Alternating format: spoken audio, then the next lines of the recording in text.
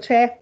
Right, thank you very much. Good evening and welcome to this planning committee being held on Wednesday, the 3rd of March 2021. This meeting is being held remotely via Microsoft Teams due to restrictions in relation to COVID-19. This meeting will be recorded and made available to view via the Council's website, except for discussions involving confidential or exempt items. Therefore, the images, audio of those individuals present and or speaking at the Planning Committee will be publicly available to all via the recording on the Council's website at www.caerphilly.gov.uk. Due to restrictions in relation to COVID-19, Planning Committee site meetings have been suspended, and this meeting will be open to the press and general public. It will not be open to the press and general public.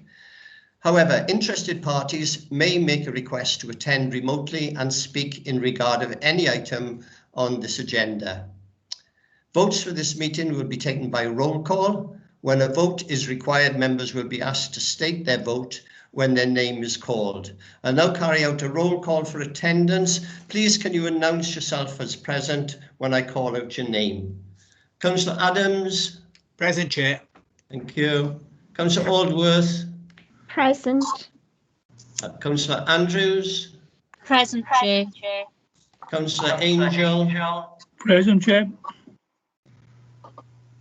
Councillor John Bevan, we received an apology. Councillor Mike Davis? Present. Councillor Fussell? Present. Thank you. Councillor Rob Goff sent in a provisional apology. I'm just checking to see if he's here. At the moment, he's not. Okay. And Councillor Hardacre sent in an apology. Councillor Harding? Present. Thank you. Councillor Higgs? Present. Councillor Hussey? Present. Councillor Miles? Present. I've had another apology from Councillor Oliver. Councillor Simmons? Present, Chair. Thank you. Councillor Taylor? Present, Chair. Thank you. Councillor Whitcomb? Present, Chair. And Councillor Tom Williams. Councillor Tom Williams, I can see your face. Obviously, you're here. And myself, present. Yeah. Thank you. Thank you for confirming your attendance. Please can I remind attendees that if they lose connection during the meeting, please make every attempt to reconnect. However, the meeting will continue as long as the meeting is quorate. Committee member services are on hand and will be able to assist you to reconnect if necessary. I've recorded the apologies for absence, which include Councillor Bevan, Councillor Goff, Councillor Hardacre and Councillor Gaynor Oliver. Item 2 is declarations of interest. Councillors and officers are reminded of their personal responsibility to declare any personal and or prejudicial interest in respect of any item of business on this agenda in accordance with the Local Government Act 2000, the Council's Constitution and the Code of Conduct for both councillors and officers. If you have a declaration of interest, please indicate now. I don't see any indication. I have to declare an interest specifically on item 1. I've been advised by Mr. Tranter that I have both a personal and prejudicial interest, and therefore I will be withdrawing from the meeting at the commencement of agenda item 3 and will leave you in the hands of the Vice Chair, Councillor Aldworth, and then await to be called back in after this agenda item has been completed. So over to you, Councillor Aldworth. I will now leave the meeting. Thank you very 1 much, minute. Chair. I forgot one thing. I do beg your pardon. I've got my things out of order. There was the minutes of the previous meeting, which I seem to have missed out on this agenda. Chair, Sorry. I do apologise. There are no minutes for this meeting. There are no minutes. Okay, thank you. Okay, I'll move on then to agenda item 3 and I'll leave the meeting prior to the commencement. Thank you. Thank you, Chair.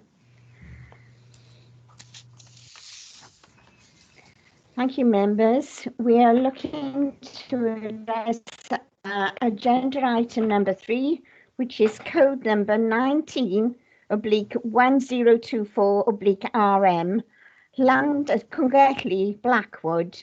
The application type is the approval of reserved matters. We have speakers who are now present on this application.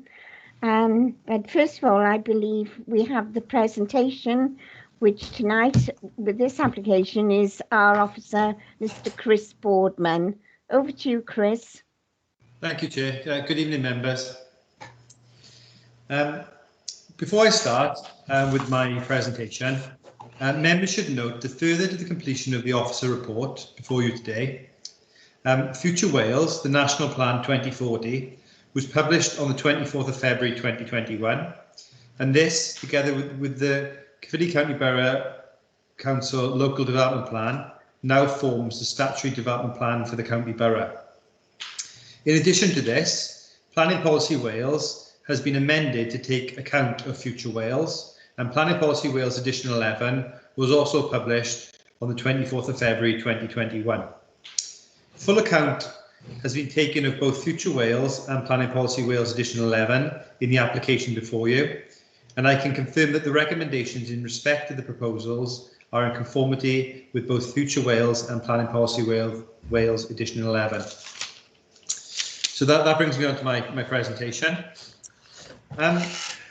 So this is a reserved matters application for the erection of 164 new dwellings on land at Cwmgelli, located at the northern end of Blackwood. The application site, which measures 5.89 hectares in size, comprises agricultural fields that rise from east to west and from south to north. Sorry, it rises from west to east and from south to north. Correction.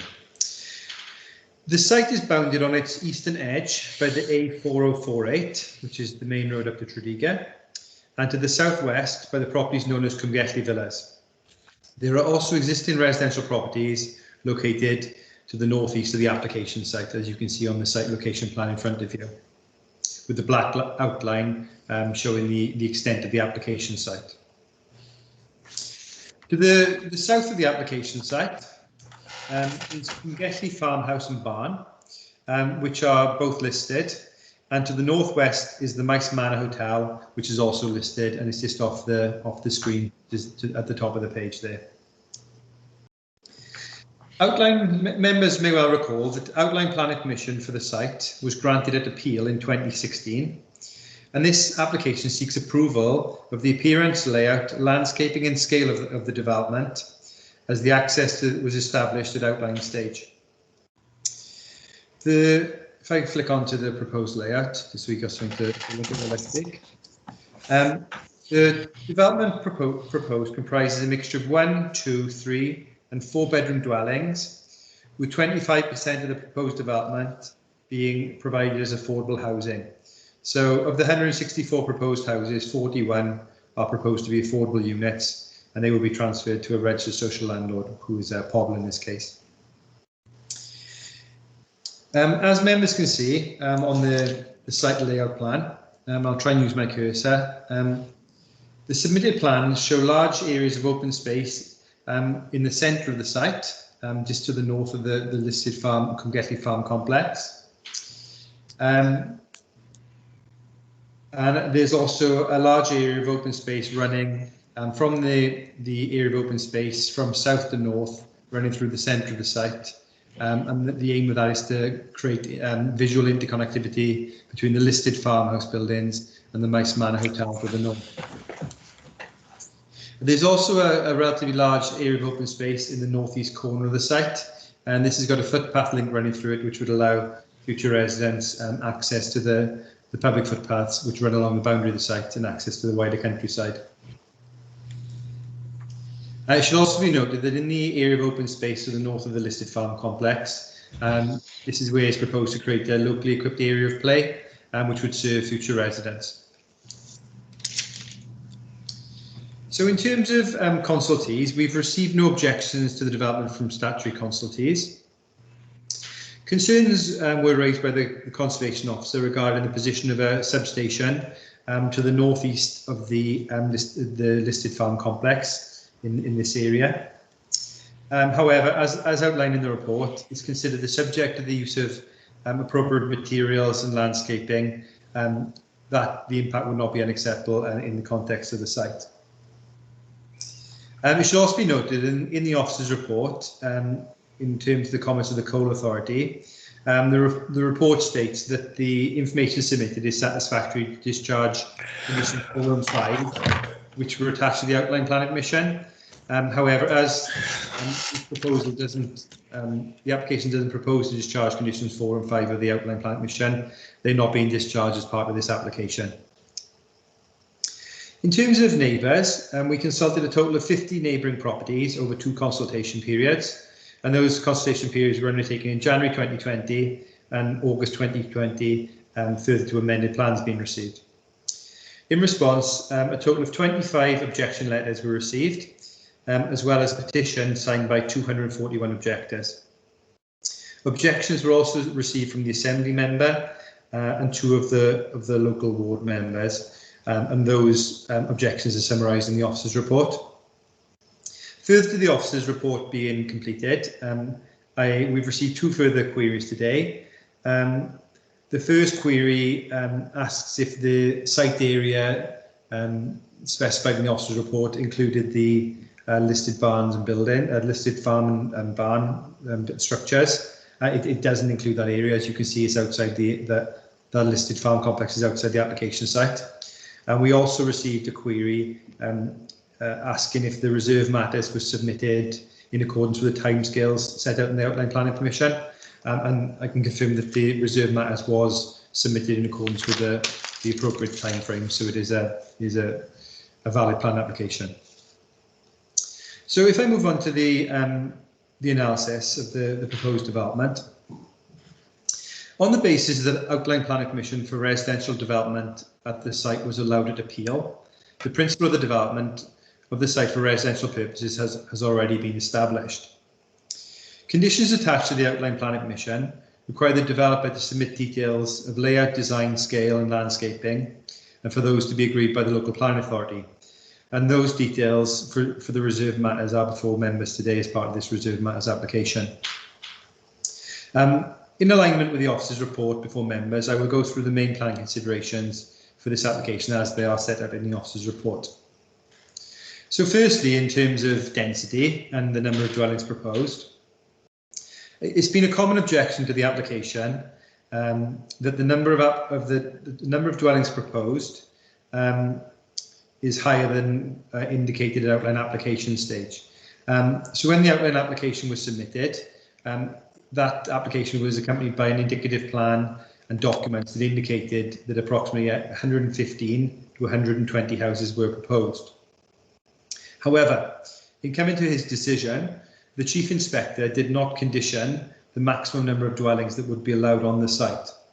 Furthermore, the maximum number of dwellings proposed was not detailed in the description of the development for the outline plan application. And on that basis, and based on case law as outlined in the officer's report, the application for 164 houses has been considered as a valid application, and the recommendation before members is based on the material plan considerations relevant to this site.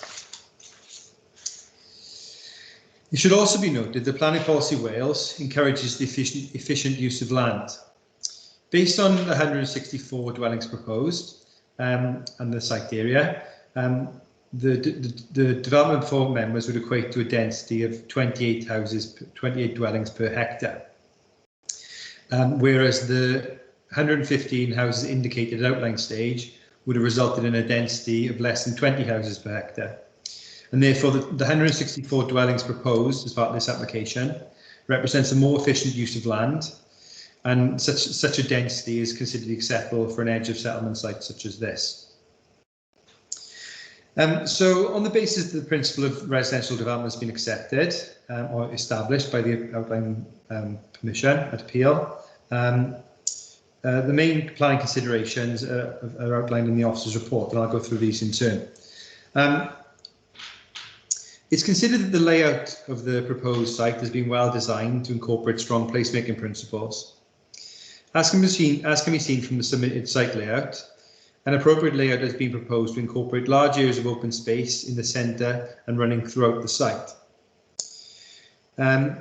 This spine of open space between the open space to the north, the farm complex and the Mice Manor, has been proposed to ensure visual interconnectivity between the Mice Manor and Cwmgelli Farm, as I mentioned earlier. Also, the crescent of dwellings proposed along the northern edge, proposed to the north of Cwmgelli Farm, are proposed to be finished in a rough cast render and slate roof to respect the listed farm complex building. So the plan in front of members now, which is the external materials plan, all of those properties which have got a blue outline, they are to be proposed to be finished in a rough cast render with slate roofs. So as you view the site from the outside, and the backdrop of the listed farm complex is dwellings finished in rough cast render, slate roofs, to kind of respect the setting of the listed buildings on site. Another component of good placemaking is legibility, and the submitted plans show footpath links in the southwest, the southeast and the northeast corners of the site to encourage pedestrian trips and walking. So turning to residential amenity, the proposed development has been considered in terms of its impact on surrounding residential amenity. The existing surrounding properties are those located on Cwmgelli Villas to the southwest, and the 5 dwellings on Woodland Terrace, which are to the northeast of the application site. And as outlined in the officer's report, it is considered that the proposed development does not have an unacceptable impact on these properties and is in accordance with the relevant policies in the local development plan.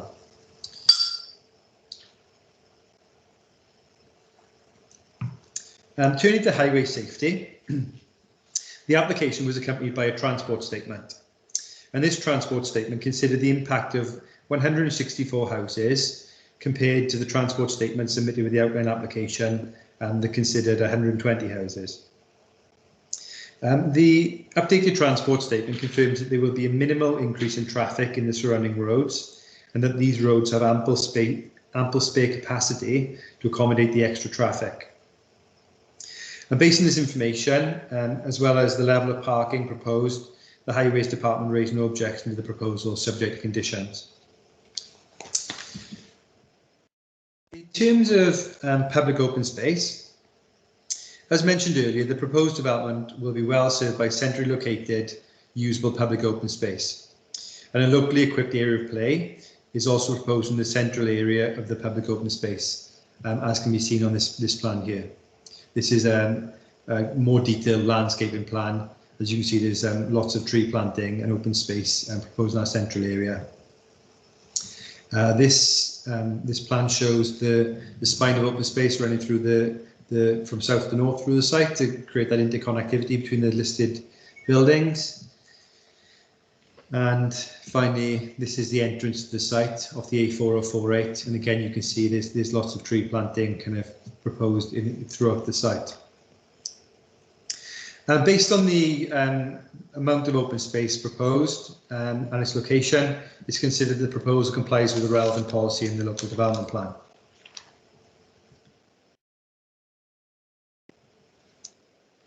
In terms of heritage impact, heritage is an important issue for this application on the basis that the site is bounded to the southeast by the listed Cwmgelli Farm complex, this area, and to the north is the Mice Manor Hotel. When allowing the appeal at the site, the inspector noted that the site forms part of the setting for the Cwmgelli Farm complex and the Mice Manor Hotel. However, the inspector concluded that the proposed open space shown in the indicative layout plan would retain sufficient openness around the farm complex to preserve their setting. So in terms of the heritage issue considered by the inspector at outline stage when allowing the appeal, he referred to this.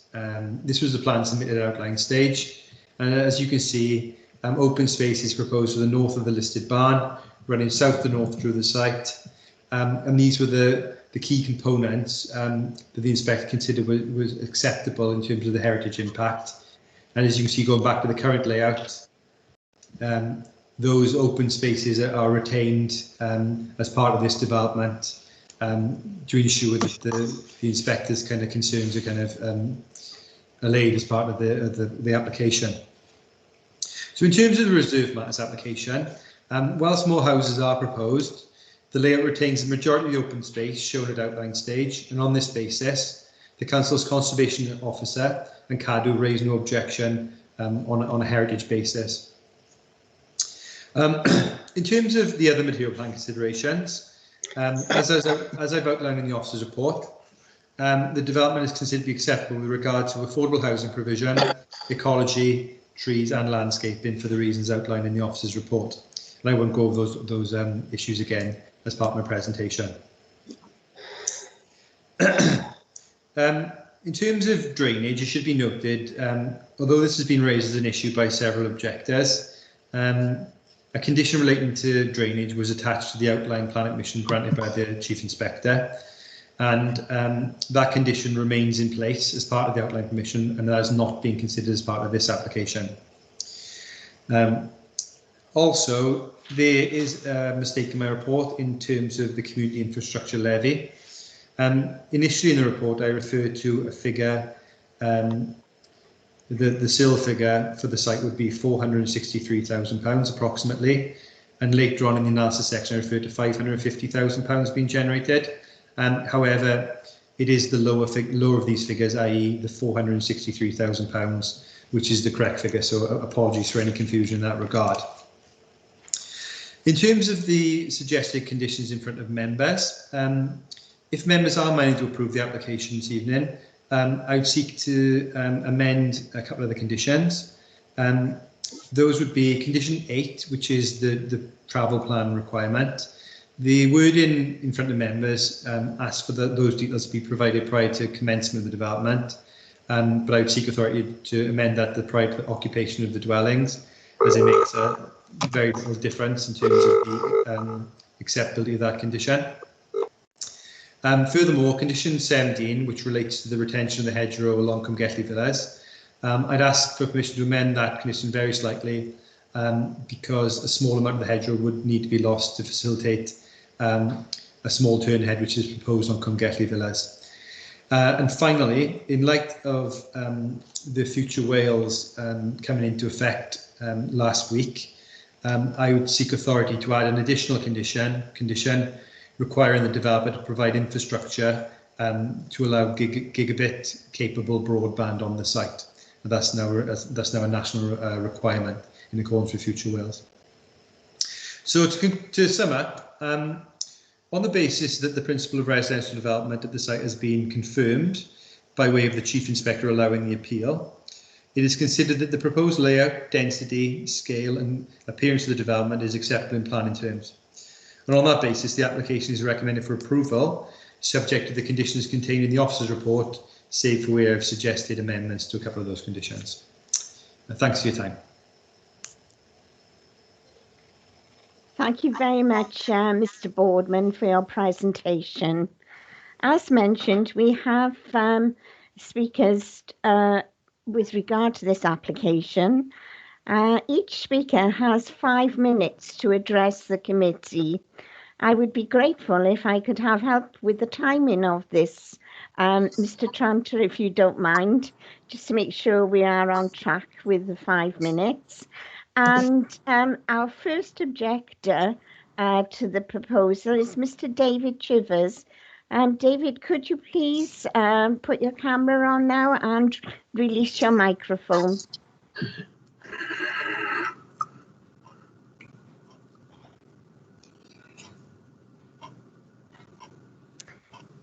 Hello, Mr. Chivers. Welcome to the meeting. You're muted at the moment.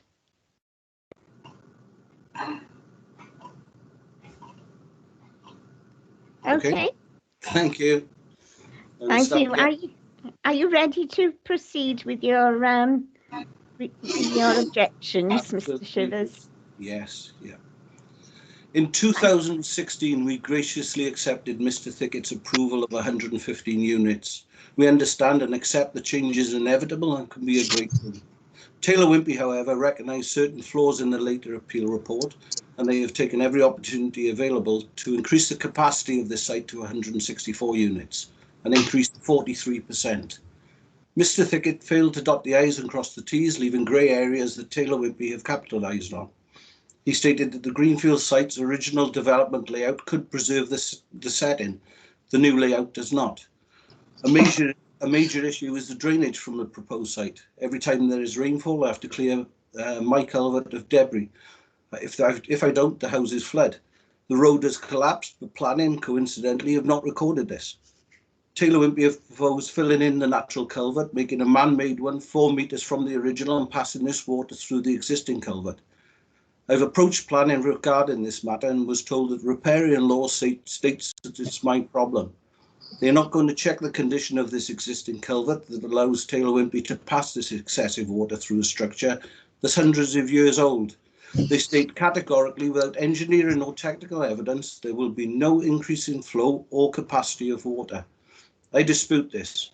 It potentially puts people in danger and will no doubt cause more flooding to Cwmgerthu Villas. I fundamentally object to any new drainage system being passed through my riparianly owned culvert, and I reject riparian responsibility to this cheap and dangerous way for Taylor Wimpey.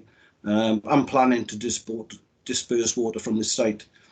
Why are planning and Taylor Wimpey not taking advice regarding the dispersal of this stormwater? This was changed in 2019, and the change hasn't been applied on this application. It briefly states, as you know, the stormwater should be dealt with within the curtilage of the site, not dispersed through any means they can. They have actually done so on the Pontefraith site. Let me prompt you, your mission statement. Our commitment is that we will always welcome feedback and consider the views of our residents will be open, honest and transparent in everything we do. I have put 2 official complaints that have not been answered in full by planning. I have referred this to the Public Service Ombudsman in December 2020. This, I'm informed, could take up to 12 months to service and obtain a result. How on any level can planning push this aside? I ask you to delay the reserve matters until this is officially concluded. How did Mr. Thickett allegedly fail to lock in the concerns he stated clearly in the annual report? In the appeal report. He apparently, according to planning, failed to lock in the number of units. He failed to lock in the extremely important layout of the site. Mr. Thickett is a professional in his field with numerous qualifications, and I assume many years' experience. How did this oversight happen? How did Taylor Wimpey pick up so quickly on these issues? How did they communicate with planning to clarify these grey areas, and why were we not informed that the report was incomplete in 2016? They have failed to communicate with the key stakeholders. If we were involved, we could have questioned Mr. Thickett's appeal document at the time. Nobody informed us until Taylor Wimpey proposed 40 more houses in 2020, a clear failure of communication. A 43% unit increase contradicts Mr. Thickett's statement. Traffic will be considerable. It is bad enough now. Mr. Thickett stated that the layout demonstrates that development could take place on a site in a way that would preserve the setting of the listed building, and an increase of 43% would not preserve any listed building setting. The report states that proposed development conflicts with national and local policies relating to the protection of the countryside and green wedges. PPW states that weight should be given to any harmful impact that development would have on a green wedge, and inappropriate development should not be allowed except in exceptional circumstances. I ask, does Taylor Wimpey development constitute an inappropriate development on a greenfield site? I ask you to delay the reserve matters on this basis. My exhibit shows the boundary lines of the proposed development, and rather concerningly for the residents of Cwmgerthu Villas, the boundary crosses the carriageway at number 7, traces down the pavement to number 3, and then 25 seconds. What stops Taylor Wimpey from not allowing residents to cross this boundary? Where are the defined boundaries? There are no assurances. They now propose to remove the hedgerow. Ask yourself, councillors, is this democracy and fair consultation? Thank you. Thank you, Mr. Shivers. Just about the 5 minutes. Thank you very much for your presentation. Thank you. Can I request an officer to come back on these questions? Yes, no worries, Chair. Thank you. Yeah, if I pick up on the main comments made by Mr. Chivers, he firstly comments that with reference to the inspector's decision from 2016, and he states that the layout as submitted doesn't preserve the set in the listed buildings. For the reasons outlined in my report, as well as Council's Conservation Officer and CADU raising no objection to the development in terms of impact on heritage, I would dispute that the development doesn't preserve the set in the listed buildings, because it's our opinion that the development does preserve the set in those listed buildings, like I said, which is backed up by CADU and the Conservation Officer. In terms of the comments about flooding from the existing site and works to culverts, riparian law, etc., as I said, there's a condition attached to the outline planning permission requiring a drainage scheme to be submitted to and agreed prior to commencement of any development, and that remains in place as part of the outline permission. So that would be an issue which would be controlled by way of that condition, and it's not proposed as part of this application. It is charged with a drainage condition. Mr. Chivers also refers to changes to the legislation in 2019, and by those changes, he's referring to the requirement for SAB approval.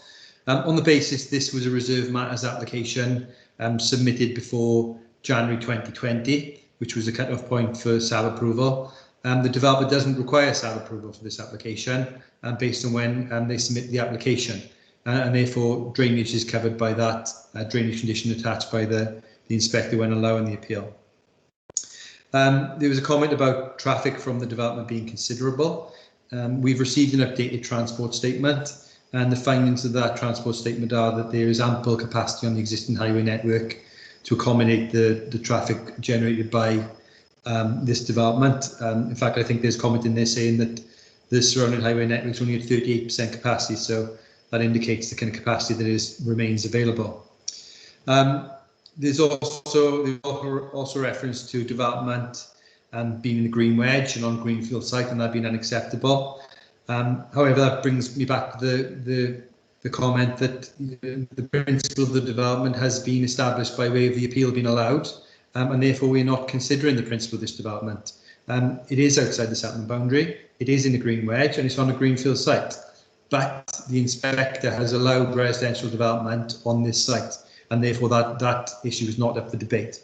There's also a comment about removal of the hedgerow on Cwmgelli Villas. As I've outlined, as I detailed in my report, we have sought amendments from the developer to ensure that hedgerow along Cwmgelli Villas is retained, save for where a small amount will be lost for a new turning head. So that kind of covers, from my mind, the main comments raised by Mr. Chivers. Thank you, Mr. Boardman. I'm calling now on a local member. I think Mr. Nigel Dix, Councillor Nigel Dix is next on my list. Nigel, are you able to give your representations now, please? Yes, Chair. Can you hear me okay? Yes, lovely. Thank you, Nigel. Go ahead. I'll start. 5 minutes. Members will know that a planned application to build 115 houses on a green wedge in Cwmgelli was first heard in 2016. This application was rightly rejected by the committee as the site was not within our LDP and would result in the loss of a green wedge of land between the settlements of Blackwood and Markham. However, the committee's decision was later overturned by the planning inspector, who granted the application to build 115 houses. The inspector supported the application, arguing that Caerphilly did not have a 5-year land supply, TAM1, with the appellant arguing that there was a need for new housing now, and the planned preparation schedule to deliver said houses has already slipped due to the appeal process.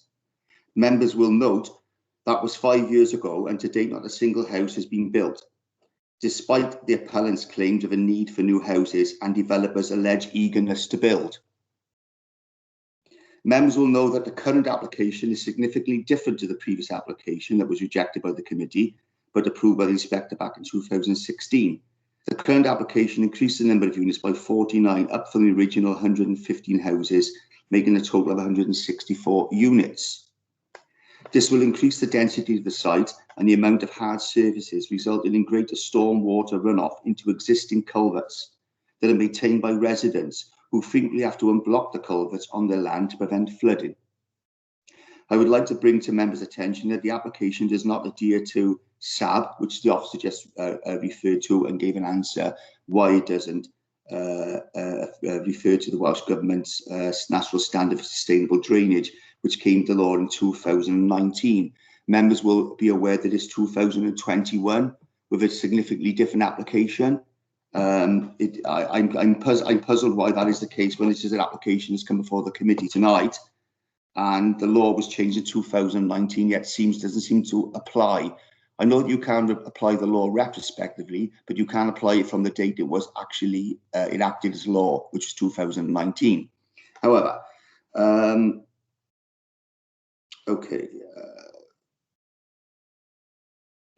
back in 2015, this committee took the decision to reject the previous application to build as the site was outside our LDP and on a green wedge, the land, as I stated earlier. The increase in the density of the site and the runoff from that site, I believe, will cause significant risk to residents, properties and the highways to excessive flooding. I am asking that the committee reject this application as they did with the previous application. I would remind members that Tamworth has now been deleted by the Minister for Local Government and Housing, Julie James, as she recognised that Tamworth was being used by developers to build on greenfield sites, not within LDP. By refusing this planning consent for this totally different application for the original one that the office, that Mr. Thickett approved, members will send a clear message to developers that if you wish to build in Caerphilly, you have to respect and adhere to our LDP. Thank you, Madam Chair. Thank you very much, Councillor Dix. May I call in Mr. Boardman to respond, please? Yeah, will do.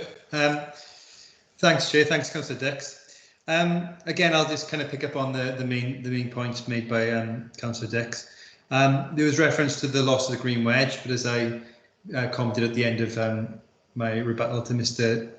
Chivers' comments, the principle of the development's been accepted on this site, and therefore inevitably this area of development would be lost, and even though it is green wedge, because the principle has been established. There was comment about the development being significantly different to the outline.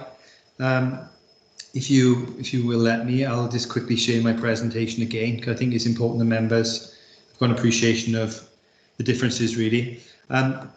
This was, as I said, this was the illustrative site layout to show how 115 houses would fit on that site. And as you can see, there's a large area of open space to the north of Cwmgelli Farm Complex, and there's that spine of open space running through the centre of the site from south to north up towards the Maes Manor. And you can also see there's to the east of the site there's an area of open space where they proposed a locally equipped area of play.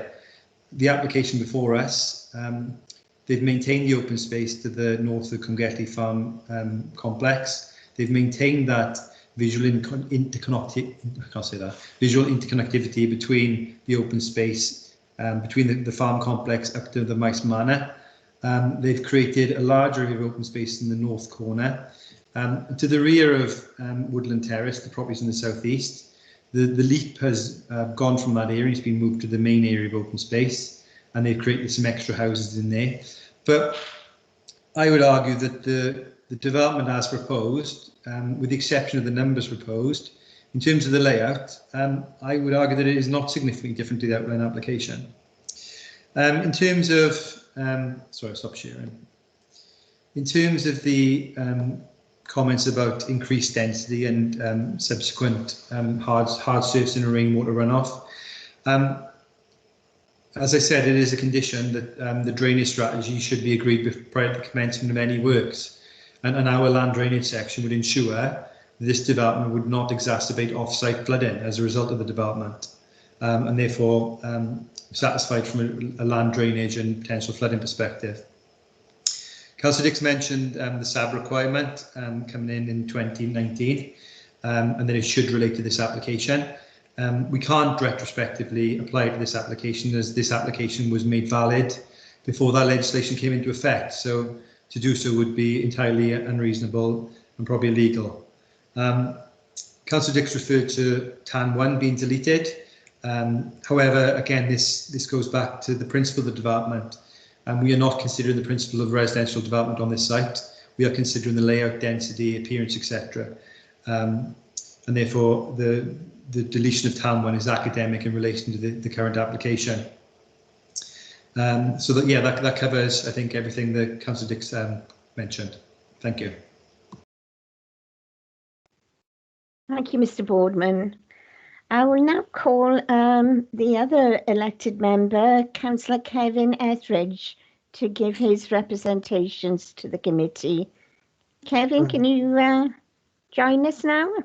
Yes, thank you. Thank you very much. 5 minutes. Okay, then perhaps you tell me when I got 1 minute left. Thank you, Madam Chair and Planning Committee.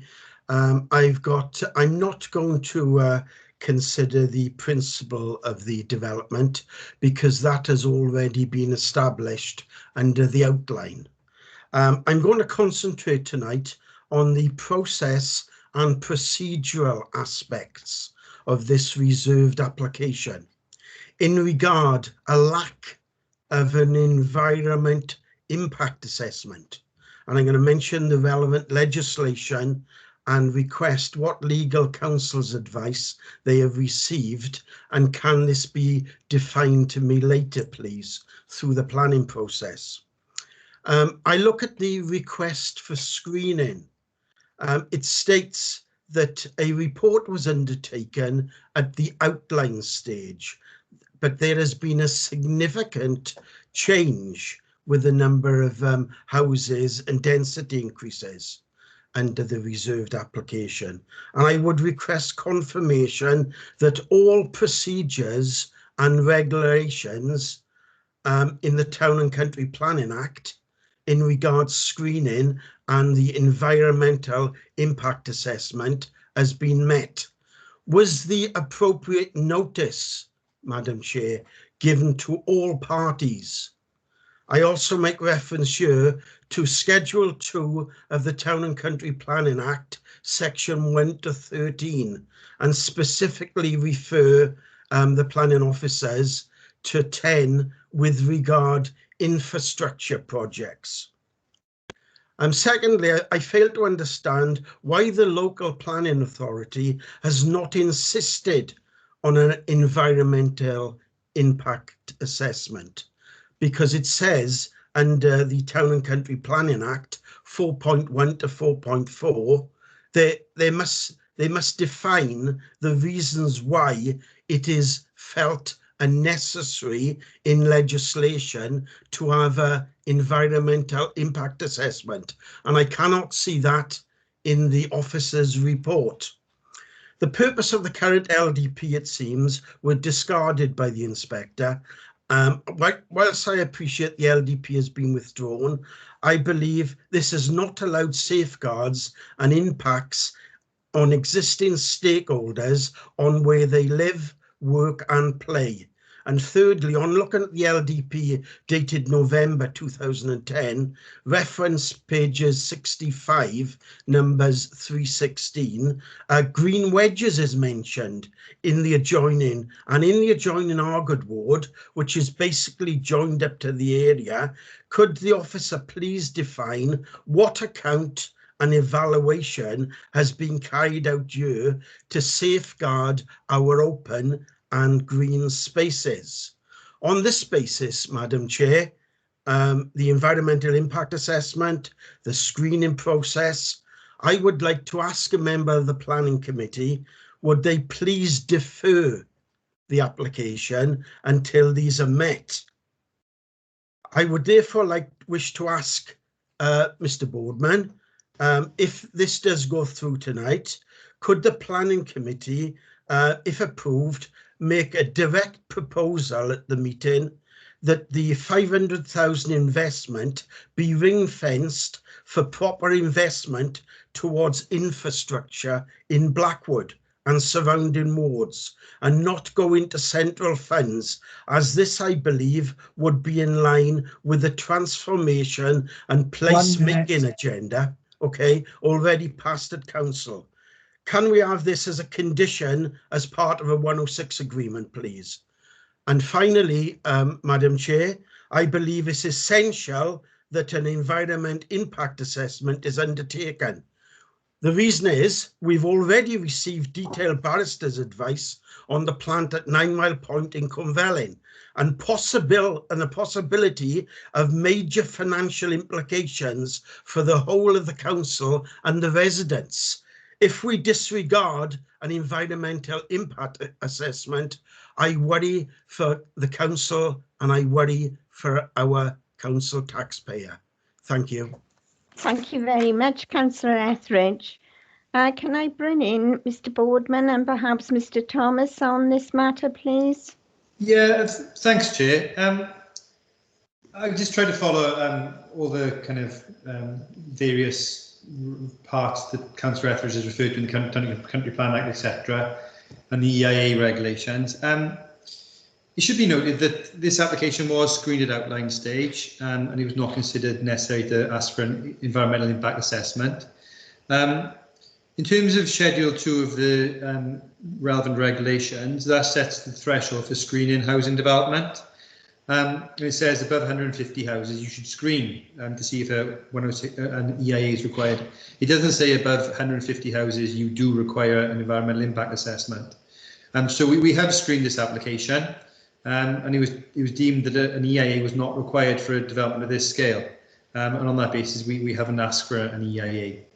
I do apologise. These comments came in extremely late, so I'm just trying to catch up with them. They are quite detailed. I'm not sure if Ryan, you want to add anything? No, that's right, Chris. In terms of EIA screening, I haven't got anything to add really.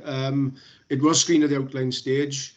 It wasn't regarded as Schedule 2 development, and that won't change. Now, this is a reserve matters application. I'd just like to reinforce really for members, this is a reserve matters application, and you're only asked to consider features of appearance, so how the development, the individual units look, landscaping, so the landscaping on the site, so you're considering the landscaping on the site, and Chris has indicated, it's quite significant areas of open space and so on as part of the development.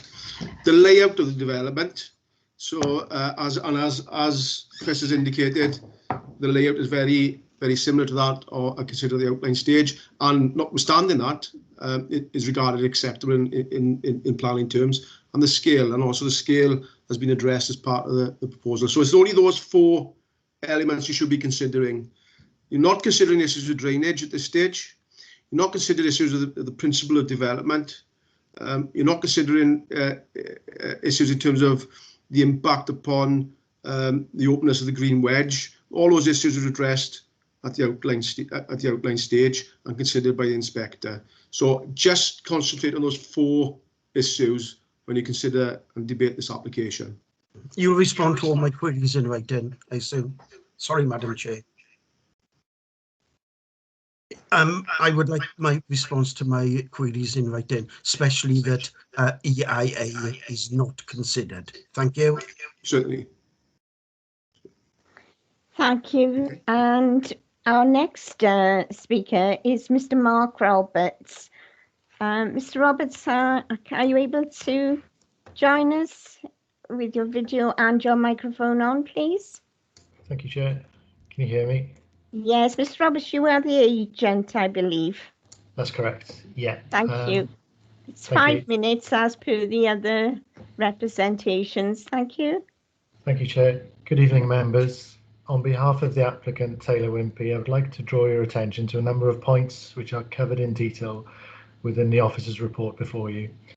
As we've already heard, the site already enjoys outline planning permission, thereby establishing the principle of residential development and also the means of vehicular access at this location This submission seeks to discharge conditions imposed on the outline consent, including appearance, landscaping, layout and scale, whilst our application is accompanied by a suite of robust technical surveys and assessments, including ecology, trees, highways, heritage and engineering, all of which confirm that the number of dwellings can be suitably accommodated within the site, with a density of 28 dwellings per hectare, which we've already heard is a low density and certainly not overdevelopment of this site.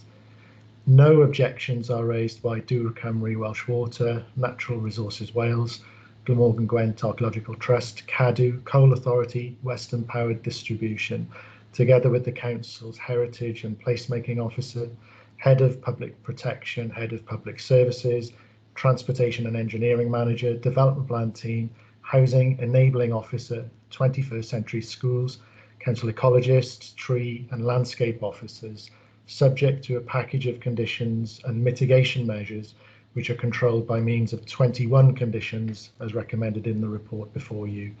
The legal agreement attached to the outline secures 25% affordable housing, which will be honoured whilst Pobl have already confirmed their acceptance of the proposed specification of properties. In addition, appropriate SIL payments will also be made, contributing towards community infrastructure in the borough, and also substantial public open space is accommodated within the site, including a leap and a lap. In terms of the objections raised by third parties, as we've already heard, the outline permission granted in 2016 establishes the principle of development such that comments made in respect of Green Wedge, settlement boundary and Tan1 are not relevant. The outline permission was obtained by the landowner and by its very nature is based on an indicative layout. The scheme before you has been informed by detailed design work undertaken by Taylor Wimpey. The increase in numbers is within the scope of the outline permission as confirmed by legal opinion and case law, together with updated highway and heritage assessments which confirm that the number and layout of dwellings is appropriate density for the site and also sensitive to the listed building and historic park and garden as confirmed by Cadw and your highway and conservation officers. Drainage and ground conditions are subject to separate conditions on the outline consent and are not before you for determination this evening, although we note that Welsh Water and the Coal Authority have confirmed that they raise no objection. The layout has been subject to various amendments in order to address amenity and placemaking comments, which are now endorsed by the Council's tree, landscape and ecology officers. Finally, the site is now under the control of Taylor Wimpey and is available to be delivered in order to provide a mix of new private and affordable housing to meet the need for housing in the Blackwood area. The application has been thoroughly assessed by your officers and technical consultees. It is within the scope of the outline permission, which case law and legal opinion has confirmed is entirely appropriate. Accordingly, we endorse officers' recommendation to approve reserved matters and respectfully request you to resolve to grant consent subject to the suite of conditions set out within the report. Thank you for your time. Thank you very much, Mr. Roberts. May I ask Mr. Boardman, do you wish to make any comment with regard to the agent's presentation? No further comments on that, Chair. Thank you, Mr. Boardman. Right, committee members, the debate now is available and where questions may be considered with regard and answered with regard to this approval of reserved matters. Could you indicate with the hands up signal if you wish to submit a question, please?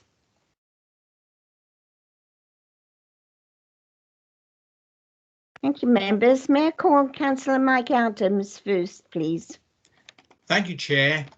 And this is something that Chris might think he's answered already about SAB and our compliance with it. But on page 4, we have the various comments from engineers and others. Senior engineer land drainage provides advice to the developer. So I'm assuming that that has been done. Have we had anything come back from the developer questioning any of the advice? And has that been something that's been going on ever since the outline and further since we've had the extra numbers added to how that might affect the drainage that they're proposing? Thanks, Chris. Thanks, Chair. Thanks, Councillor Adams. I'm not aware of any detailed discussions between the developer and the land drainage section. They are required, obviously, to satisfy the relevant condition on the outline planning permission, which is the drainage condition. Yeah, I'm not aware of any detailed discussions in terms of drainage between the developer and land drainage at this stage. Okay. My biggest question there was, with the inclusion of the reserved matters and the extra number of houses, obviously that would normally be expected to have a different effect on the initial application. I was hoping that we had information that there had been enough back and forth information regarding that on the advice that we should be giving. Thanks, Chris. Yes, sorry, Councillor, I didn't fully address your question there. Yeah, I appreciate there's an increase in numbers, but on based on a density of 28 houses per hectare, you know, that's a pretty standard density. There's lots of open space on the site, so I'm sure there will be a technical solution to drainage on this site. Okay, thanks. Thank you. Can I call on Councillor Whitcomb, please? Thank you, Madam Chair. Just to underline and underscore again, please, Mr. Boardman. The planning application was rejected for this site in 2016. It was appealed to the Welsh Assembly Inspector, and he approved and overruled the decision of Council. So, relating to what the agent said earlier, if Taylor Wimpey wanted to proceed with the original development, now they could do without any recourse to anything, couldn't they? Sorry, Councillor Wickham. I think the question was, could they apply for what was covered at outline stage? Yeah.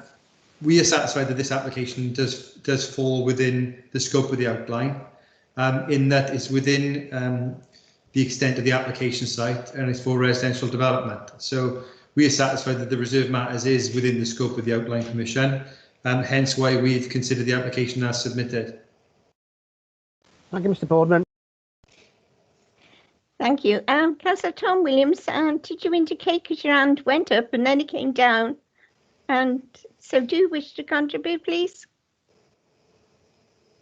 Make a couple of comments, Madam Chair. When you look at the number of houses and the area that we are talking about, and we rejected the last time, a number of greenfield sites.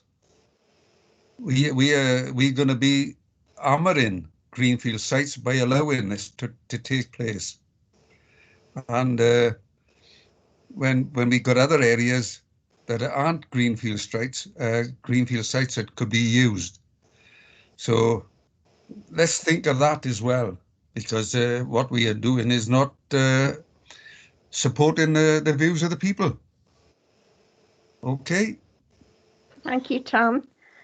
Sorry, Chair, just quickly, you know, as I've mentioned a couple of times, you know, the principle of development on this greenfield site, you know, has been established by the appeal being allowed. So whilst I appreciate the comments of Councillor Williams in terms of the loss of a greenfield site, that's beyond the scope of debate for this application, really, because that's already been established. And in terms of the increase in the number of houses at reserve matter stage, you know, 164, we are of the opinion that the site can comfortably accommodate 164 houses based on a density of 28 houses per hectare, which is deemed to be acceptable for an edge of settlement site like this. And as I said, that it represents an efficient use of land, which is in line with national planning policy. Thank you, Mr. Boardman. May I call on Councillor Brenda Miles, please? Thank you, Chair. I've actually got 3 questions, if I may, but they may be just quite quick ones. My first question is, it's been said that an EIA is not required, but I'm not sure if I caught the reason why officers deemed that this wasn't an EIA application, because it is over 150 houses, so potentially it could be, but you said you've deemed that it isn't. So if you could kind of explain again, if I've missed it, why you've come to that decision. That's my one question. On drainage, can you tell me whether when the drainage scheme is submitted, does that come in then under rules which are significantly different to the SAB? In particular, the objector mentioned to stormwater now being required to be dealt with within the curtilage of a development site, whereas previously the implication was that it didn't need to be, that the water could be diverted through his culvert. Can you confirm, is that the case? Do the rules that were existing now tighten up on that kind of thing compared to the drainage scheme that will be submitted? That's my second area of concern. And then the third thing is there's a comment in the report from the Senedd member which says that the affordable dwellings are the minimum standards that these may need to be enlarged subject to the outcome of the current review being undertaken on the design quality requirements set by Welsh Government. Is that the case? Or if we approve these plans tonight, if the Welsh Government does decide that affordable dwellings need to be bigger, will these dwellings be fixed based on tonight's decision and therefore not able to be adapted in the future to comply with any new rules that may come through from Welsh Government?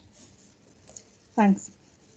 Okay, thanks, Councillor Miles. In terms of the requirement for the EIA or not, the threshold for screening new residential development for the requirement for an EIA is 150 houses. So above 150 houses, you need to screen it to determine whether an EIA is required. We have screened it, and based on the impacts, we've determined that an EIA is not required, i.e. the impacts are not significant enough to warrant requiring an EIA or not to justify an EIA.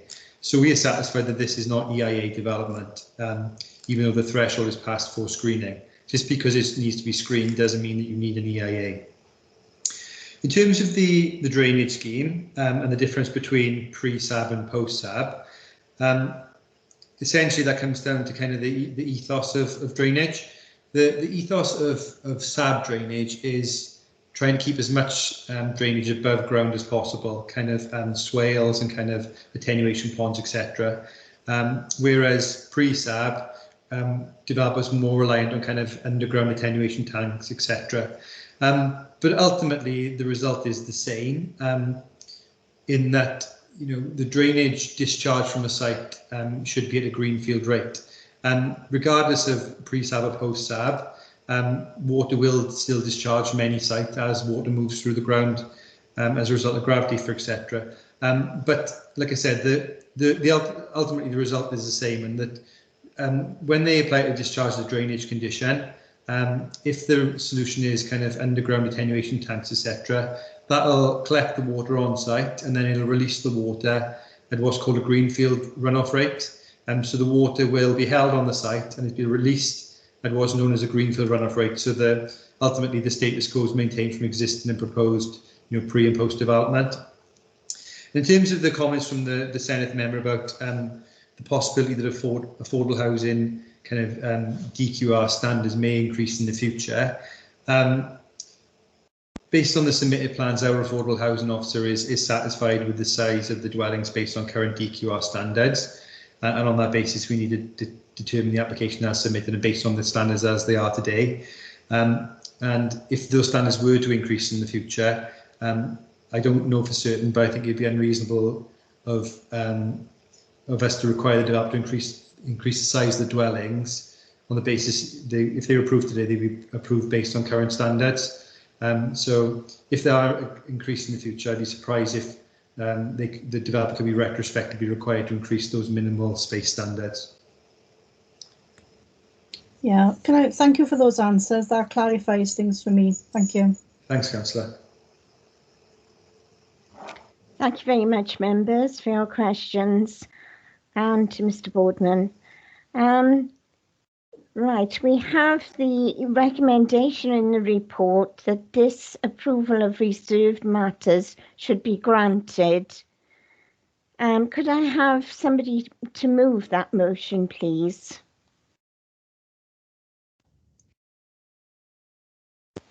I'll move it, Chair. Oh, I just put my hand up, but I thought Andy might. I'm happy to second it if you're going to propose, Andy. I propose we accept the officer's report. Thank you. I will second that. Thank you, Councillor Whitcomb and Councillor Adams for seconding.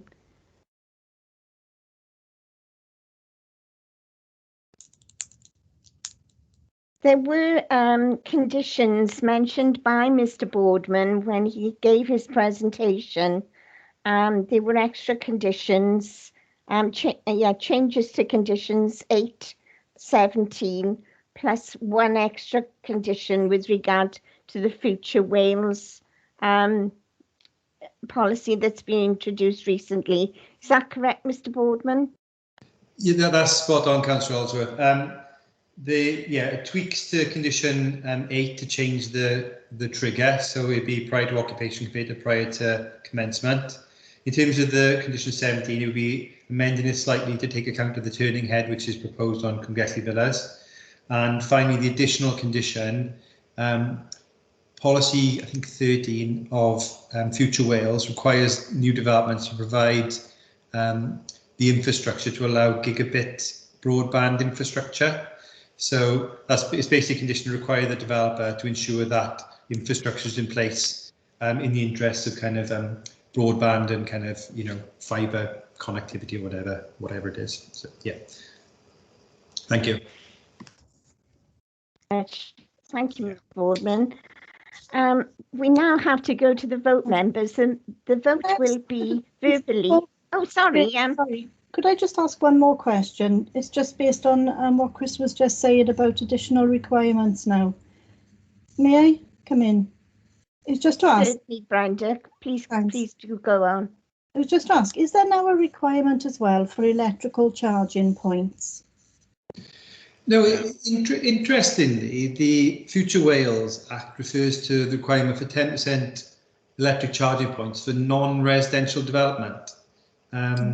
Which is unusual because you'd have thought it would refer to residential development as well, but it actually specifically refers to non-residential development. So unfortunately not, because that wouldn't have been a bad thing, but there's nothing in there about residential development and electric charging points. Okay, thanks very much.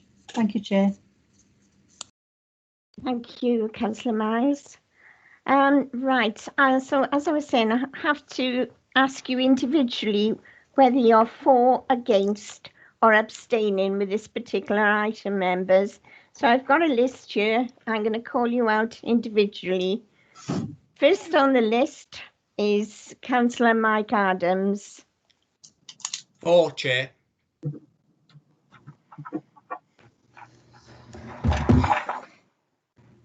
Thank you. Councillor Carol Andrews.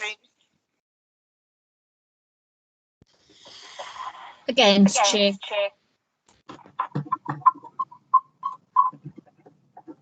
Thank you, Councillor. Councillor Alan Ainger. Against, Chair.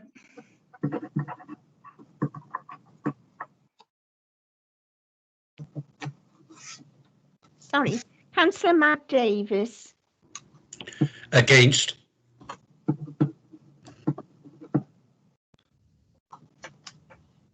Councillor James Fussell. I'd like to support my other colleagues who've just gone against, but I'll vote for.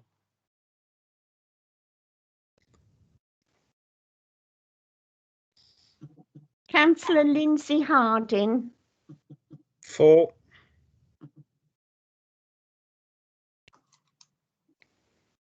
Councillor Alan Hicks.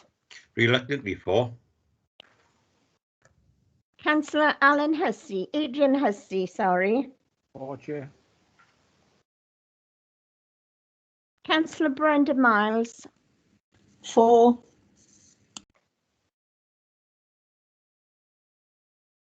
Councillor Julian Simmons.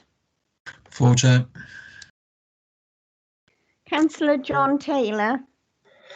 Very reluctantly for. That fight was lost when the outline consent was granted by the inspector. Thank you. Councillor Alan Whitcomb. I echo Councillor Taylor's report at 4. Thank you. Councillor Tom Williams.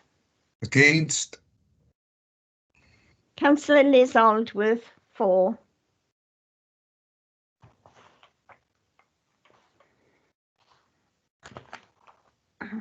The motion is carried with 10 for, 4 against. So that is the end of determining that item, members, and we shall welcome back our Chair of Committee, Councillor Royston-Sorales. Thank you very much for your patience, everyone, and I'm handing over now with pleasure. Thanks, Chair. Well done.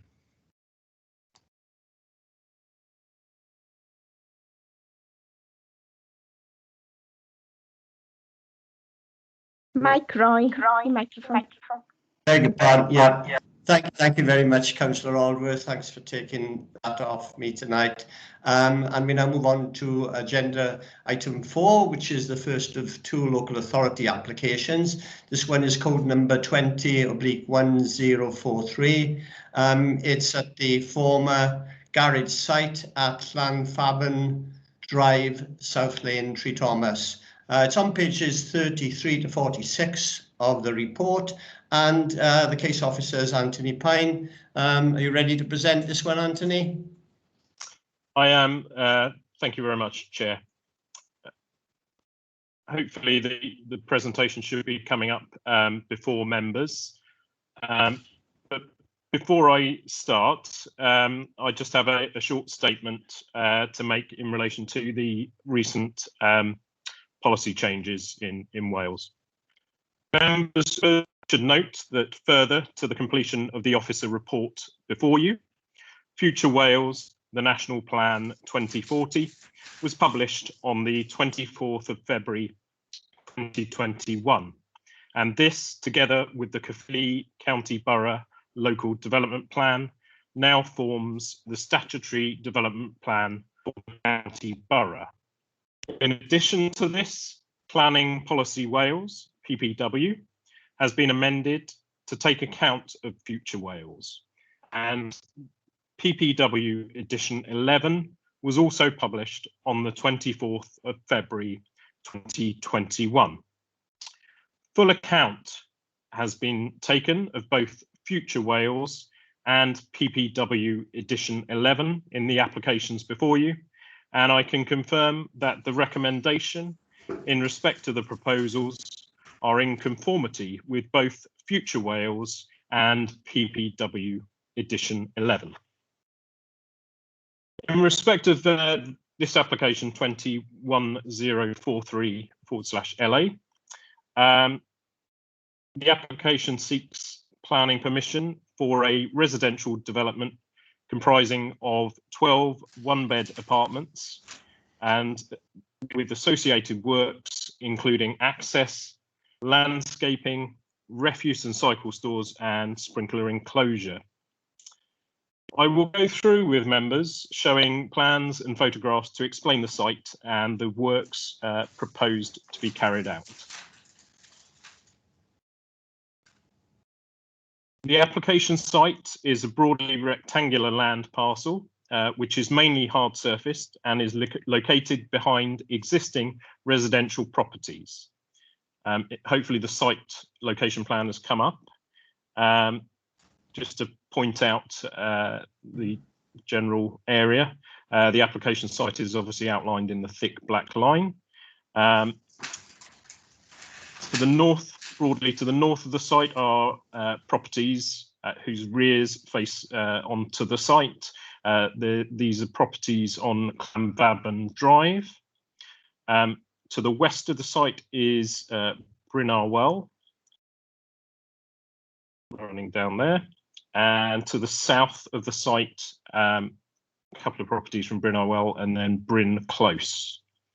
And to the east of the site is the Bryn.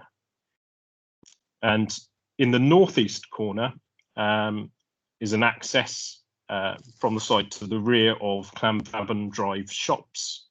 And there are several gated lanes each side of the shops to Llanfabon Drive and the Bryn. The vehicle access to the site is via an existing access from Bryn Arwell from the west of the site. I will now go through some photographs of the site to explain the context further, and you can get a feel for the application site. So this is photograph A coming up on your screen, and this was taken from the northwest corner of the site, looking broadly eastwards along the sort of length of the site. To the left-hand side of the photograph, you should be able to see sort of the rear boundaries of properties, some with garages and sort of vehicle accesses. These are the properties I mentioned that front Llanfabon Drive. And on the sort of right-hand side of the photograph, you can see the rear of properties on the Bryn. Photograph B is taken from a similar position, but moving round to look more southeastwards. Visible are properties, as I mentioned, from the Bryn, and also as it comes around the corner onto Bryn Close. Moving round further, photograph C shows a view broadly southwards. Properties on Bryn Close on the sort of left-hand side of the photograph, and to the right-hand side of the photograph is the start of properties on Bryn Arwell. Photograph D moves position, so we're now sort of further within the site to the northeast corner, just by the access to the rear of Llanfabon Drive shops. This is looking broadly sort of southwest across the site, and what you can mainly see there are the rears of the properties on Bryn Arwell. We've moved in photograph E to the sort of southern edge of the site, and this is looking northeastwards towards the rear of the properties on Llanfabon Drive. Within the right-hand corner is the access to the rear of the shops. Photograph F is taken from the same point as E, but is looking slightly to the left towards more northwesterly towards Llanfabon Drive, and the access road from the site is in the top left of the picture, behind at some distance behind the parked car that you can see there. These are just a couple of photographs around the Llanfabon Drive shops rear. This is a gated lane from Llanfabon Drive, and you can just see the shop rear area, which is then picked up on photograph H, and then swinging round further is another gated lane to the Bryn. Photograph J is the parked car would be just to the left of this photograph. This is from within the site looking back to Bryn Arwell on the western edge of the site, and this is showing what will be the main vehicle access route. And photograph K is the I'm sorry, Anthony, but your sound seems to have disappeared. I don't know whether I'm the only one affected by it. No, Chair, I can't hear Anthony, can you hear me, Anthony? I'm sorry, but we've lost sound from you.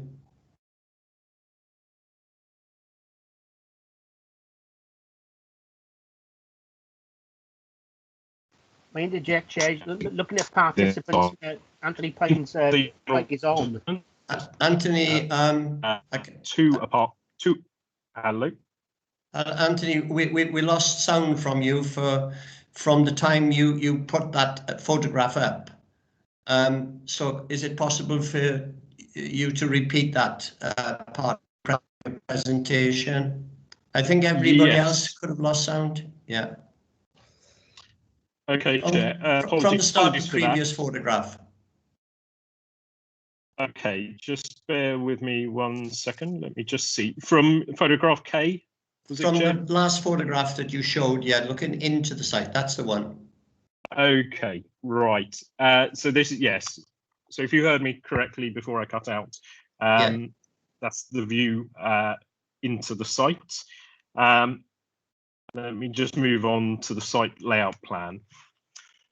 So the proposed development would be accessed, as I've said, via the lane from Brynarwell, and the access road would have a minimum width of 4.8 metres. And there would also be enhancements to pedestrian facilities, including a pedestrian crossing within the site. There will be 2 apartment blocks proposed, Block A, which is on the left-hand side, and Block B on the right-hand side. And those 2 apartment blocks, their front elevations would face each other across a soft landscaped area, which is in the middle of this picture. You can see the 2 apartment blocks.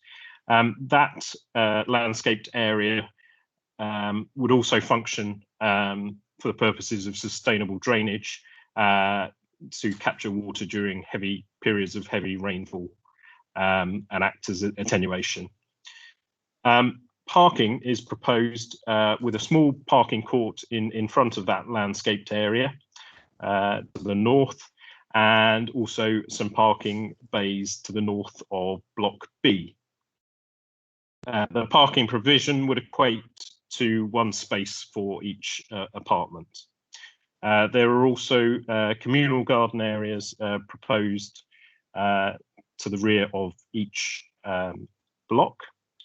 And to the east of the site, an access road is proposed, and this is to provide access to existing garages and rear garden areas where there's existing accesses. I think mainly properties on the Bryn. That's an aerial photograph of the site showing it was formerly there were garages on that area, and it's mainly hard surfaced and effectively vacant at the moment. Coming up are elevation plans of the apartment blocks. Each of the 2 apartment blocks would measure approximately 28.8 metres in length by 8.3 metres wide, with a ridge height of 8.6 metres. The apartments would each have a bedroom, shower room, and open plan kitchen stroke living dining area.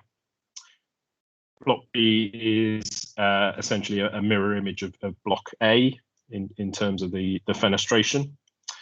The development has been designed to meet the passive house standard, and this is a very demanding energy efficiency standard, with passive house buildings achieving typically a reduction of 75% in space heating requirements. That's compared to the standard practice for UK new build properties.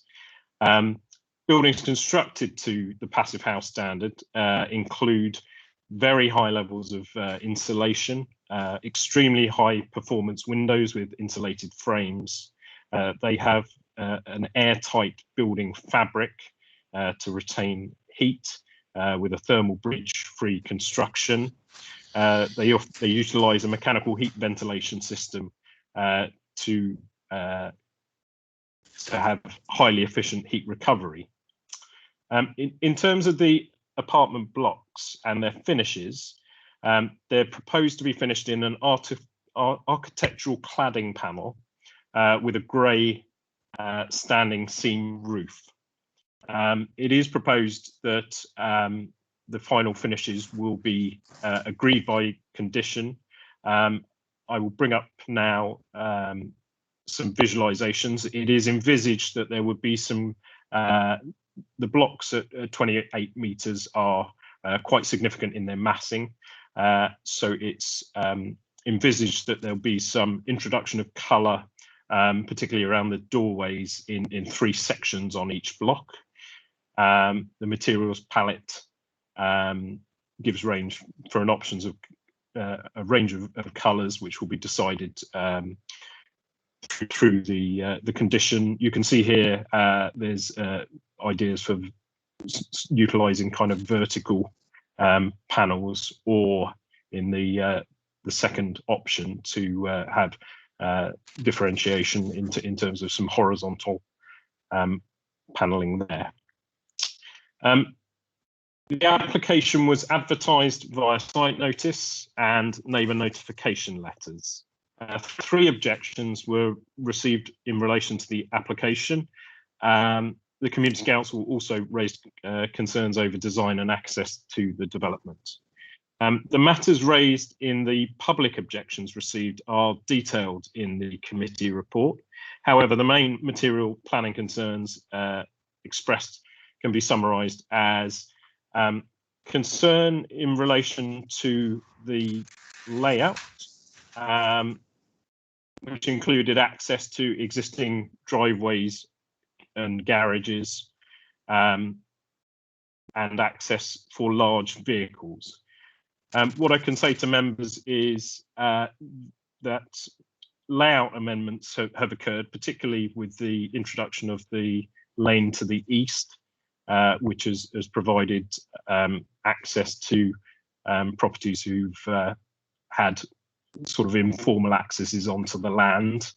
And there were a couple of parking bays on the northern edge of the site which have been removed, and that facilitates access to existing garages and rear entrances to properties on Llanfabon Drive, and also assists with the large vehicle access to the site, and indeed the access to the service area of the shops. The access and road has been subject to a tracking exercise, which has confirmed that it's acceptable for refuse vehicle to access the site and turn and egress from access and egress to the site.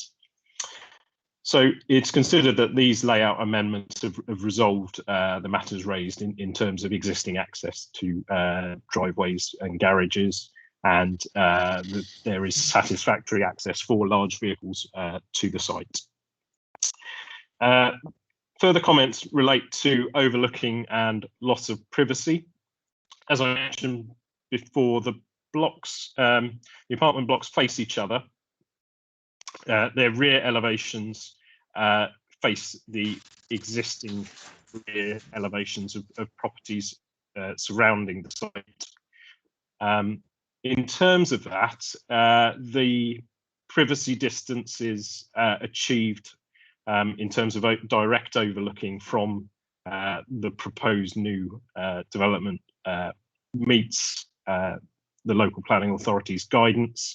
Typically 21 metres is achieved with direct overlooking, and where it falls below that is sufficiently angled to resolve any concerns in relation to that.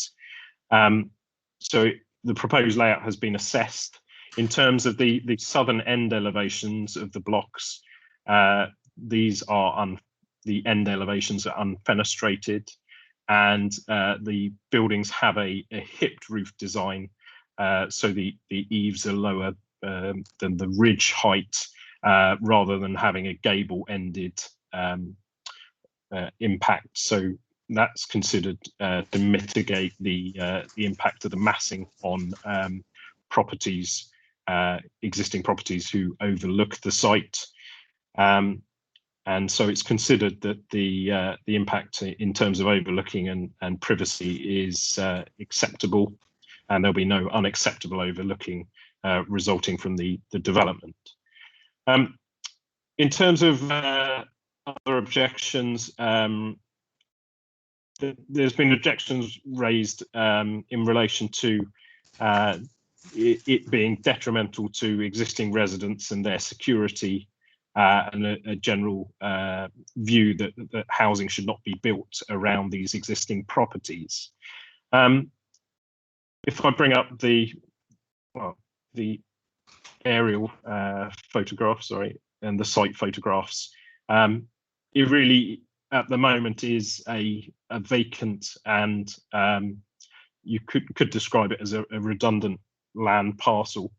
The provision of new dwellings will introduce natural surveillance to the area. The layout has been considered and is considered to be acceptable in terms of the impact on surrounding residents.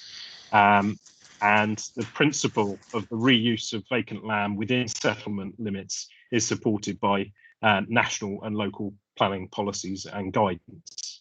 So having considered the application and the proposed layout and scale of the development, it's felt that this is acceptable and has an acceptable impact on the surrounding residents.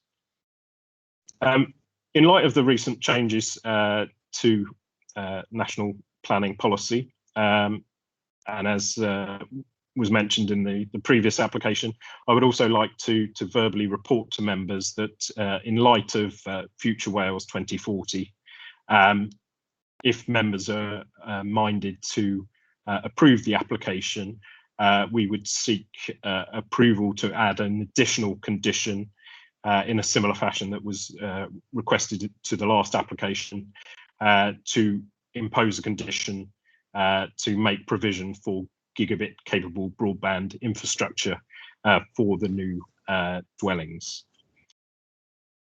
And in conclusion, the application is recommended for approval as the principle of the development is considered acceptable, and with the proposed conditions, it will have an acceptable impact on the amenity of surrounding residential properties and the character of the area. Thank you very much, Chair. Thank you, Mr. Pine. Thank you for your presentation. I'm certainly very impressed with this development. It's something that certainly is going to upgrade what is at the moment an unsightly area, and I'm quite certain that anybody that occupies these flats are certainly going to have a tremendous advantage in terms of costs for utilities, etc. So I'm very impressed. I have two speakers, or two people indicating, Councillor Higgs and then Councillor Fussell. Would you like to come in first, Councillor Higgs? Thank you, Chair. I've only got one concern. I'll always have this one concern after relevant issues throughout the country over the years, is the clagging. Now, is it safe? It might be colourful, but is it safe? Because the clagging that we've had in the past, not for us, you know, and for other people, are still going on, and you know, people have got the authorities have got to try and maintain those, get them safe and standards. And I want to make sure we do it first. You know, there's not a fire hazard or nothing like that. Would like to comment, Mr. Pine? Yes, Chair. Thank you, Councillor. Yeah, recent events obviously have drawn cladding into sharp focus. I think, as is detailed in the report under the materials section, it is a composite non-combustible architectural cladding panel, and it will obviously accord with building regulations and fire safety regulations. Thank you. We now have two. Did you want to come back at all, Councillor Higgs? No? Okay, we have Councillor Fussell and then Councillor Brenda Miles. Councillor Fussell. Cool. Topped off my head. Yeah, I was going to ask about the fire panels as well, external, but The main question I was going to ask, and I can't see it on the plans or within the report, is there's 2 gated entrances which actually access the sides of shops. I'm wondering, is that going to be opened, or is that a totally out of this context from a planning point of view? It's more a point of observation than anything else. Mr. Pine? I'm not aware, and I'm not aware of the reasoning for those gated accesses. From sort of common knowledge, they are sometimes put in place to curb antisocial behaviour. It would presumably be a matter for the relevant section of the council to consider, you know, if that's been put in, whether they could be removed or altered in terms of the opening hours for that. What I could say is that evidently the application site is a sort of a relatively vacant parcel of land, and the introduction of the lateral surveillance of future residents there may have a bearing on the overlooking of the area, and could be a benefit potentially, I suppose, for opening up access. But that would be not within the current remit of the planning application to consider, Chair. No. Okay. Thank you, Mr. Pine. Sorry. Did you finished? Okay. Councillor Williams, could you switch your mic off? I think we're having a little bit of feedback. I noticed that Councillor Tom Williams's mic is switched on. Councillor Brenda Miles. Thank you, Chair. I'd just like to propose an amendment to condition 14, which deals with the boundary scheme that we're asking for. On page 39, the council's ecologist has requested that boundary treatments would allow gaps below the fences to allow for the safe passage of hedgehogs. And I'd like to see this requirement actually written in and specified in the condition when it comes to the boundary treatment, only to ensure that this gap is there and it is maintained in perpetuity in the interests of conservation of the natural heritage.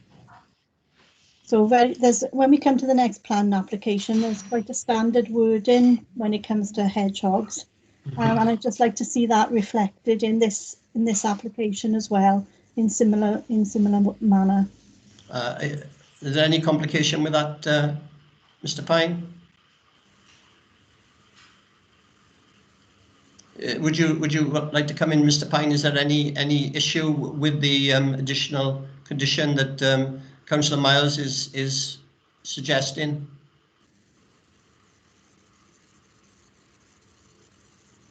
Still waiting. Were you speaking to me? Sorry, I think my connection lagged then. Yeah. I was just asking, is there any problem with the additional condition that Councillor Brenda Miles is suggesting?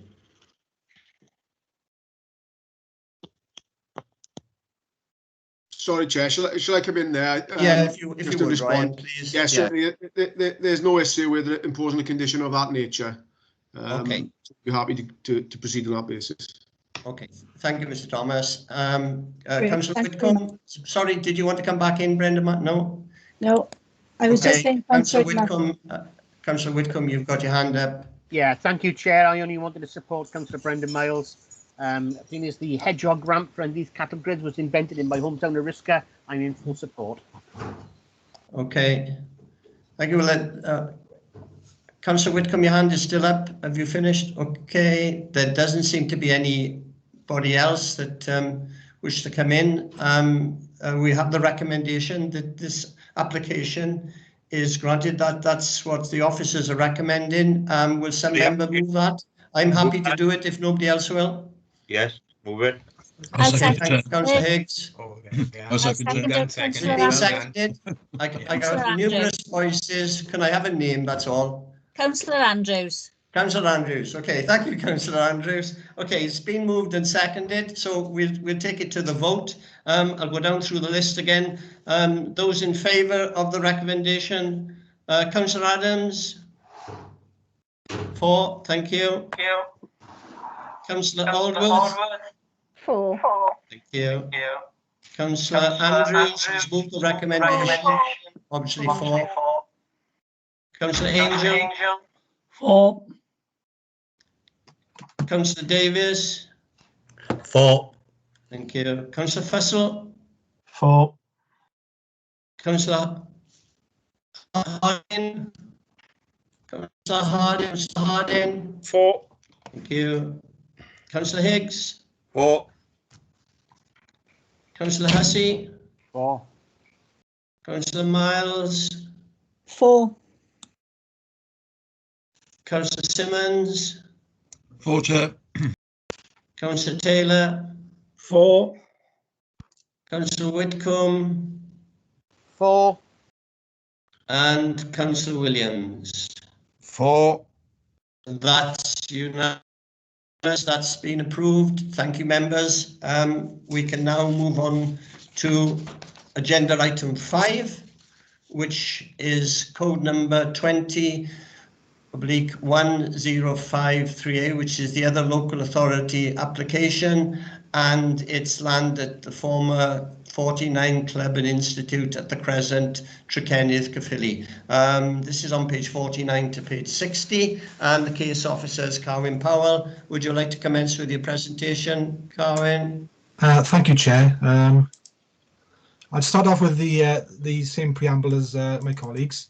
Members should note that further to the completion of the officer report before you, Future Wales, the National Plan 2040, was published on 24th of February 2021, and this, together with the Caerphilly County Borough Local Development Plan, now forms the statutory development plan for the County Borough.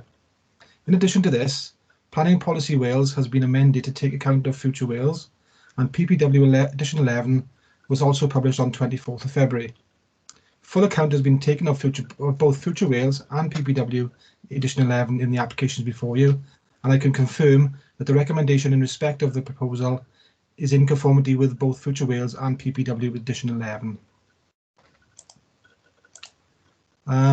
The presentation isn't on the screen, I'm afraid. Not that it is significant. As you may have guessed, this application is very similar to that presented by Anthony earlier. Sorry, Rebecca wanted to come in. Yes, Rebecca. Chair, I was going to offer to Mr. Powell, if you give us a moment, we can get a presentation up on the screen for you. That would be helpful. That'd be great, okay. Rebecca, if you could please. Just give us 2 seconds, Chair, and we'll see if we can get after you now.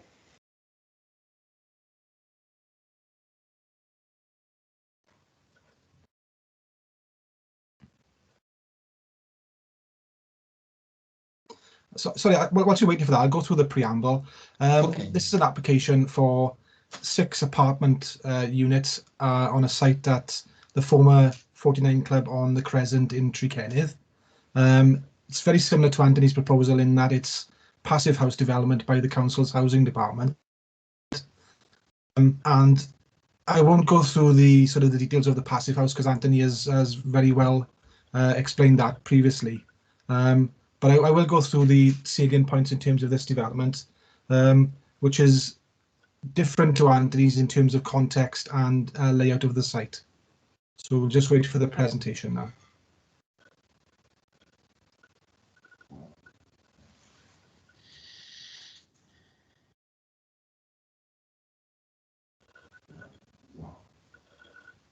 Thank you, Rebecca.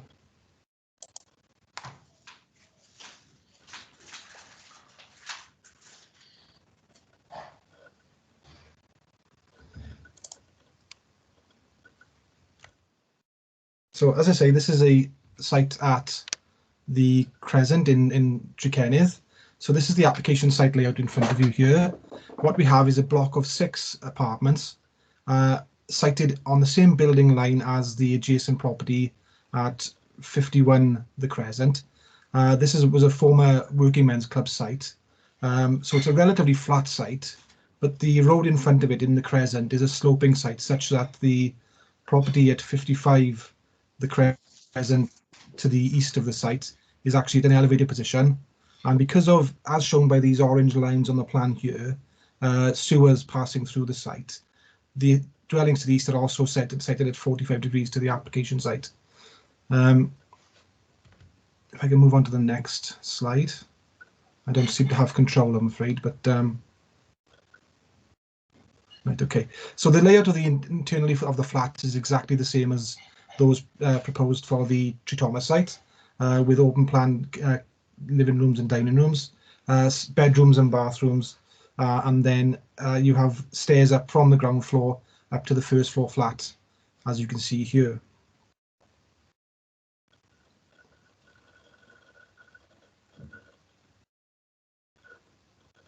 The elevations are similar to those at the Tritoma site, although as you can see here, because it's only 6 apartments, it appears to be a block of 3 dwellings effectively, and that is designed in that way with the hip roofs to tie in with the adjacent properties in the Crescent. So these are the indicative materials that are proposed for the site. Because of the context of this site, that it's in a terrace, whereas Anthony's was a what we would call a backland development, the materials were considered to be far more sort of important on this site in terms of complying with the context of the adjacent properties. Because of the nature of the construction of these units, where they are SIPS panels, which is panels which are constructed off-site and then manufactured off-site and then constructed on-site, they can't have heavy cladding materials attached to them, which is why the composite cladding materials have been chosen in this instance.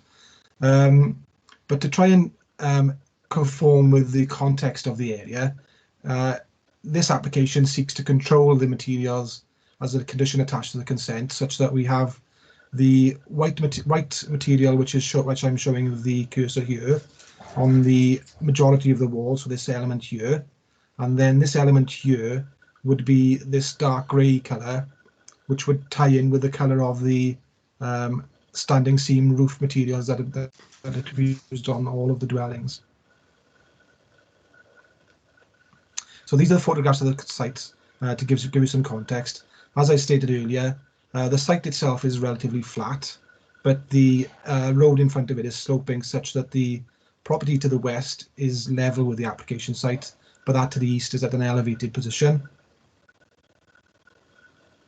That's taken from the opposite direction, showing the differences in levels from the site to the adjacent property.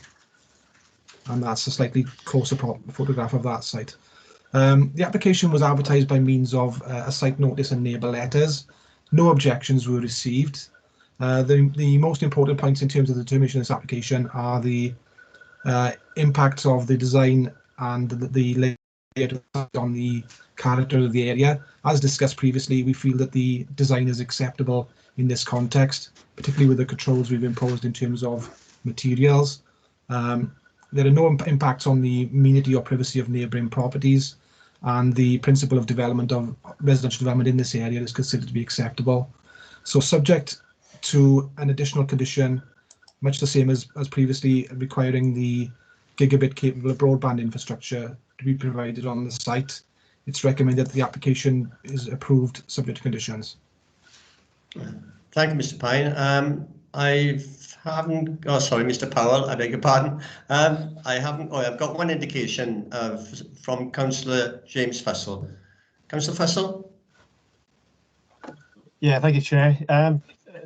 Just want to move the officer's recommendation. I don't see this as a bad development, and if you look at Google and look at a street view map, you'll see what the old 49 Club used to look like before it got burnt down, which is a bit of an eyesore to say the least. So I applaud the authorities' endeavours with that passive house development, which seems to be part of Link's mantra as well. So I'm glad of that.